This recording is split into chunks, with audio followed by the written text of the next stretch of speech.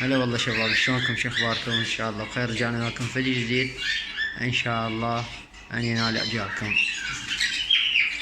طبعا كما وعدناكم على الفناجس، والحمد لله والشكر حصلنا فناجس بسعر مناسب. طبعا ما اعرف انا بالفناجس وما مربي فناجس، اول مره حصلت فناجس باسعار تقريبا لا بأس فيها، وجبنا لكم فناجس.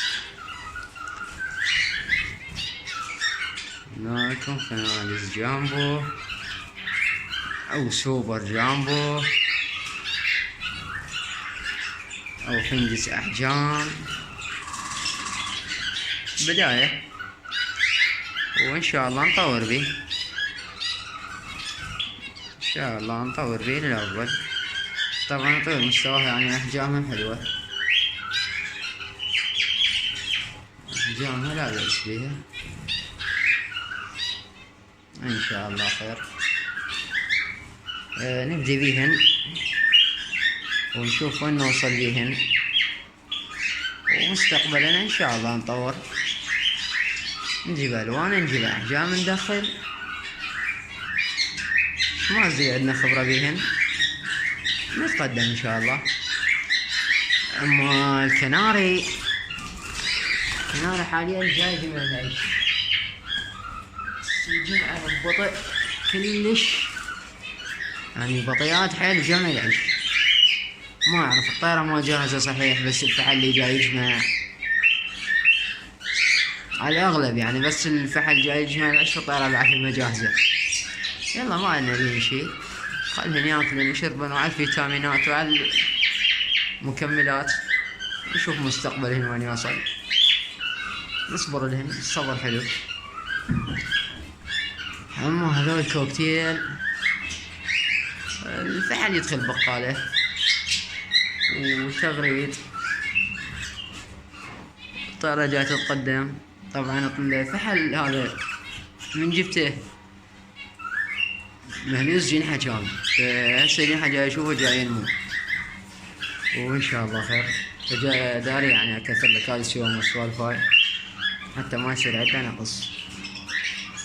اما الزوج الثاني للكوكتيل هذا يدخله بالتلقيح، وان شاء الله خير، نتأمل بهم خير، الله يبارك لنا بهم.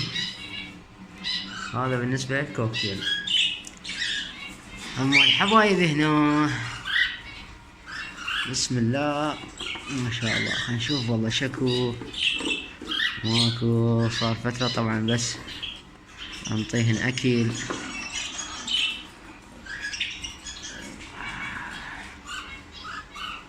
بسم الله ما شاء الله،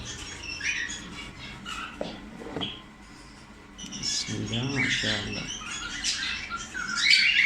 بسم الله 4 موسم، بسم الله ما شاء الله. خير من الله، خلهم الجو بارد.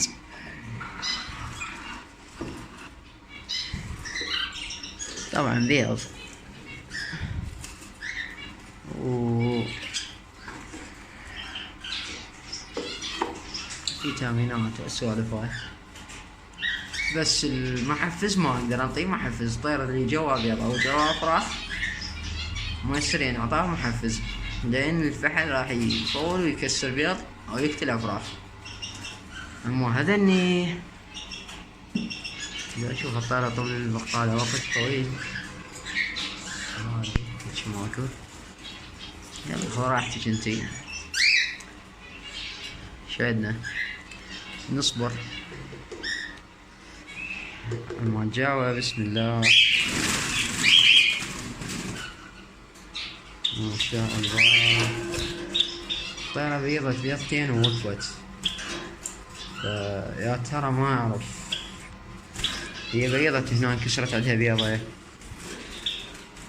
فهل بيضتين بس تبيض بعد؟ بس هي ما اعتقد بعد بيض، لان صار 4 ايام هي على لن البيضتين، ف احتمال افحص البيض، اذا شاد يبقى واذا ما شاد اذبح حتى تبدأ دورة جديدة.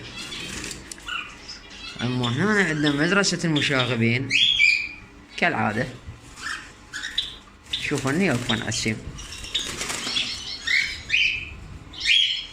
بس عندنا ذن انفطمناه هنا اخر شي.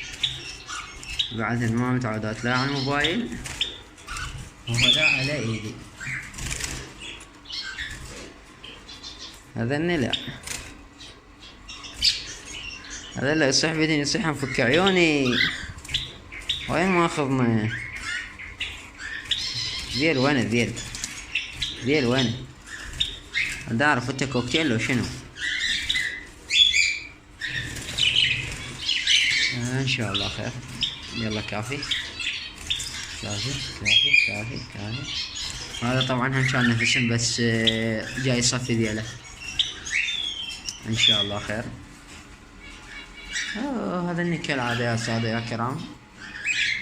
هذا هسه الزم الطيارة اشوف الان كمله ذيلها افتح الطيارات افتحها نزله. اما الحبشي الطيارة بعد هنا مع البياض مال الخير. بعد ماكو فقس. هذا الزوج بعده يعني دخلن بقالة وجاي جهزن بيها. شوف انت من تلقى ريش وتلقى النشارة بالاطراف يعني داخلات يجهزن بيها. بس مسألة بيض هسه لا تتأخر كلش تتأخر وقت. اما هذا زوج حبايبي اللي بيان عندنا، ها زوج هجر البيض مالته. هذا شوية يظل صافنا.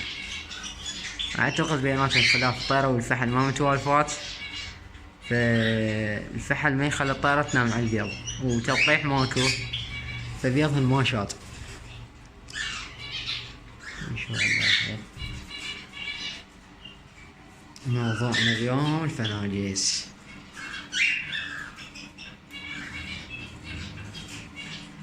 اول مرة نربي فناجيس وان شاء الله نشوف خير.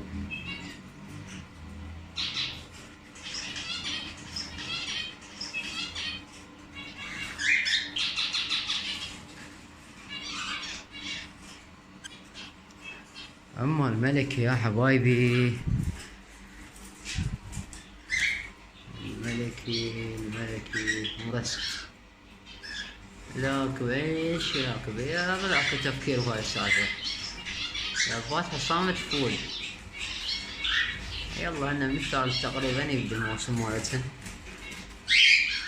الملكي شباب ترى حاله حال البلبل يعني انتاجه صيفي، بس اذا وفرت له مكان دافي ومكان مريح له بالشتاء لا راح ينتج. وهذا النجاوة بعد هنا عندي ما صارت لهم بيعة وتبديله. ان شاء الله بالمستقبل شوف نبدلهن نجهزهن بعد عبد الله.